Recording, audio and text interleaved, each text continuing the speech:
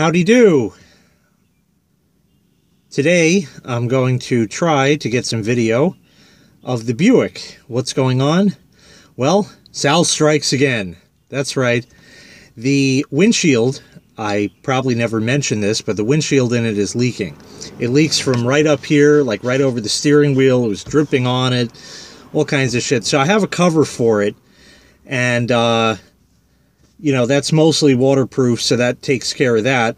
But as far as anything else goes, you know, it can't stay like this. So anyway, I started looking around for glass places. So immediately Safelite was out, because I went to their website, tried to get a quote on their website, and that said that your car requires special attention. We'll have a manager call you back in 24 hours. I said, well, special attention also means a special price.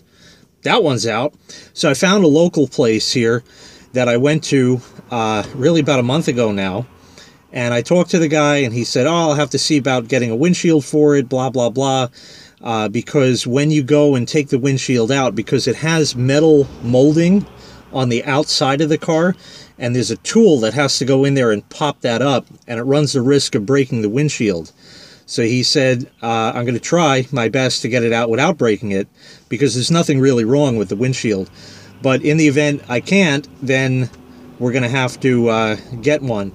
And he just dicked me around for like 3 weeks. Every time I would call, he would say, fuck you, I'm not available, wouldn't pick up the phone. So after, and I figured I'd give it some time, you know, because it is an old car and getting parts for it like a windshield is going to be tough. But anyway, that one didn't end up working out. Went to another place. Those guys said, absolutely, we can reseal this, no problem. Everything is 100%. And they were nice. They were supposed to call me back over last weekend. Never did. And then another place that I called and asked them about it, they just gave me a price quote for the window for like $550, not including installation. And I'm like, I don't think so. Well, it turns out that guy decided to just call me back. And he said, what's going on? I said, well, it leaks. He said, well, you don't need to necessarily replace the windshield if it's not cracked. I said, yeah. He says, can I take a look at the car? Sure. So anyway, I get in the car, fire it up, take a ride down there, and that was that. And he also said, absolutely no problem. He's got like a 64 Corvette or something like that. We just had a couple of classics in here last week we did glass on. Absolutely no problem. This guy knows his shit.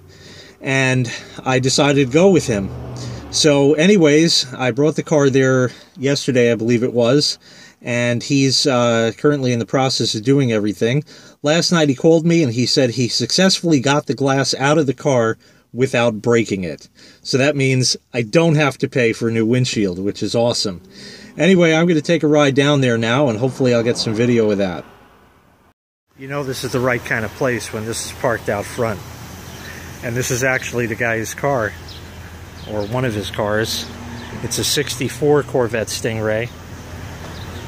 Fairly nice. Fairly nice. Maybe he'll pop the hood for me, I don't know. I'll have to ask him. Very similar to Joe's. Red interior on this one. Different center console in that.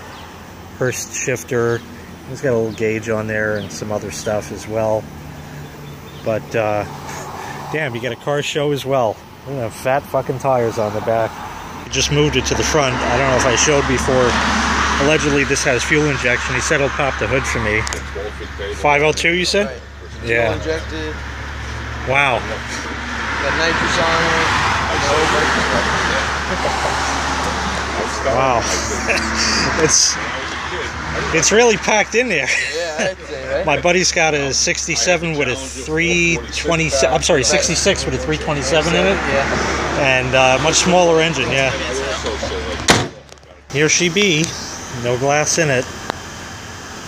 He's taken out the cowl over here. Nice straight line. He replaced all the clips. You can see over here going up.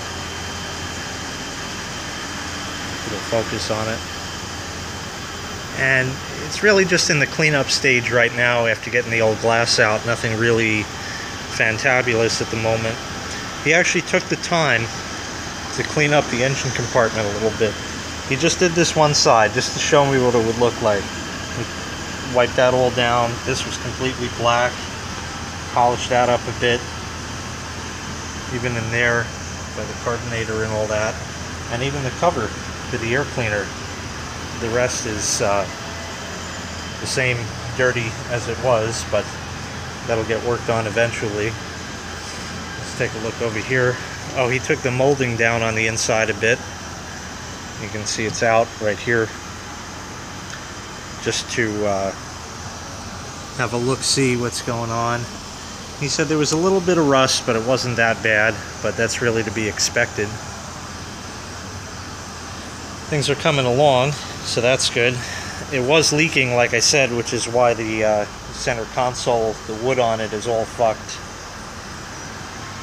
Here's the cowl over here, and some of the metal trim that he took out. I guess he'll probably blow out the leaves and shit in that.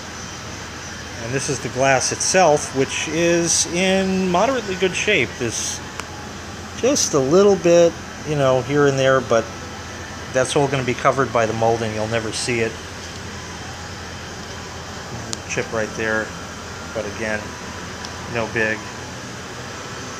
That's it. It's here. Here's the wipers and some of the other molding and stuff. These are the windshield washer hoses. They're shot as to be expected. I don't know if you can see. Where are we here? There it is. It's beat up, broken. This one I think also. Yeah, right at the end there. So that's all fucked. He said he'd oil the linkage here while everything's open because it's just easy to get at. And he told me also how the windshield washer actually works. There's some sort of solenoid or something which is actuated by that yellow and black or green wire. I can't tell what color it is from here. And that engages like a pawl that runs off the wiper motor itself, which explains also why when you hit the wash button it automatically turns the wipers on. It's actually there for a reason.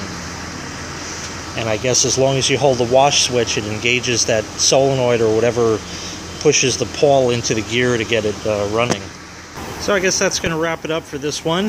Thank you for watching. Make sure you hit like, make sure you hit subscribe, and of course when I get the windshield in, I'll have an update video on that showing you all that. Take care.